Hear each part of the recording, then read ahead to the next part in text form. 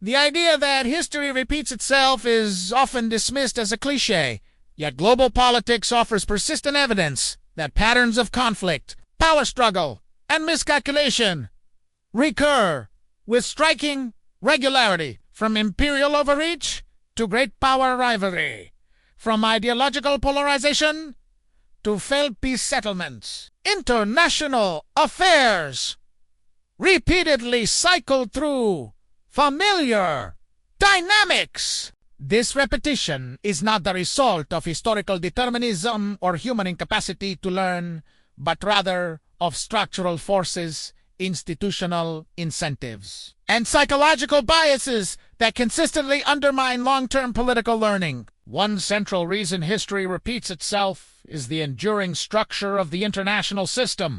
Global politics operates in an anarchic environment. There is no overarching authority above states capable of enforcing rules universally. This condition, emphasized by realist theorists, creates a permanent security dilemma. States must prioritize survival, often interpreting defensive actions by others as threats. As a result, arms races, alliance formation, and preemptive strategies emerge repeatedly across era. The Cold War nuclear standoff, for example, mirrored earlier European balance of power dynamics. Despite radically different technologies, the structure did not change, only the tools.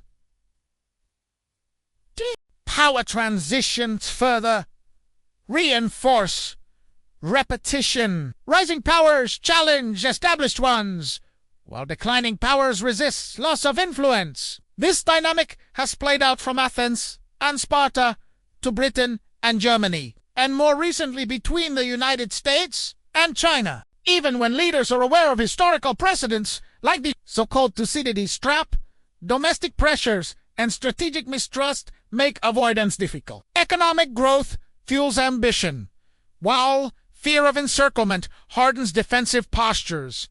Knowledge of history does not eliminate incentives, it merely reframes them. Institutional memory in global politics is also far weaker than commonly assumed. Governments change, bureaucracies rotate, personnel and political priorities shift with elections or regime change. Lessons learned after catastrophic wars are often internalized temporarily, then diluted over time. The creation of the United Nations after World War II reflected a genuine attempt to prevent recurrence, yet its effectiveness depends on the political will of major powers.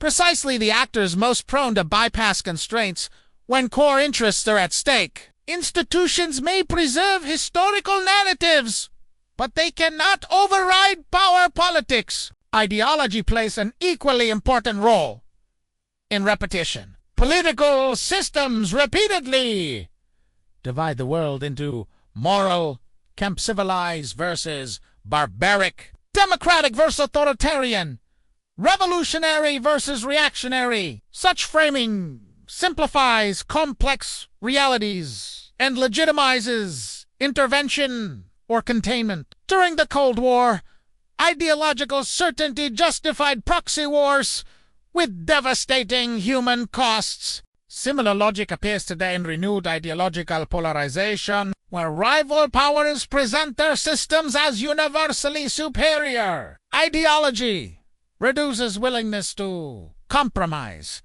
making escalation more likely and historical mistakes easier to repeat. Human psychology further compounds the problem. Leaders, like all individuals, are susceptible to cognitive biases. Overconfidence leads states to underestimate opponents. Confirmation bias causes policymakers to selectively interpret intelligence. Groupthink suppresses dissent within decision-making circles. These tendencies are not accidents of history, but constants of human behavior. The miscalculations preceding World War I, the Vietnam War, and the 2003 invasion of Iraq all reflect recurring psychological failures.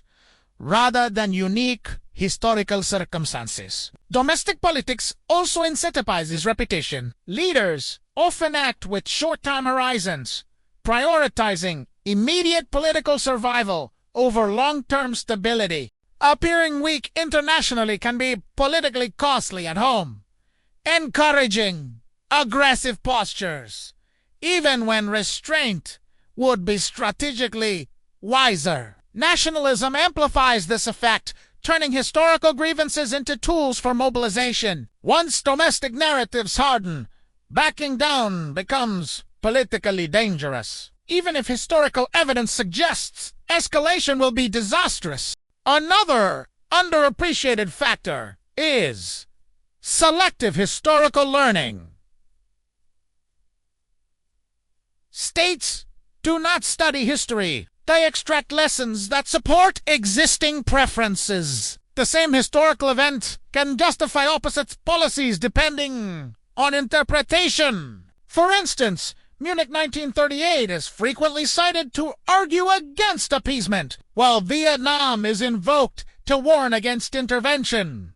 This selective use of history turns the past into a rhetorical weapon rather than a guide, reinforcing repetition instead of preventing it. Finally, history repeats because global politics rewards behavior that appears successful in the short term, even if it is destructive in the long run. Expansion, coercion, and strategic deception often yield immediate gains, encouraging imitation. The long-term costs instability, backlash, decline are delayed and diffuse, making accountability rare. As a result, flawed strategies persist across generations. History does not repeat itself mechanically. But global politics is governed by recurring constraints and incentives that make repetition likely. Structural anarchy, power transitions, weak institutional memory,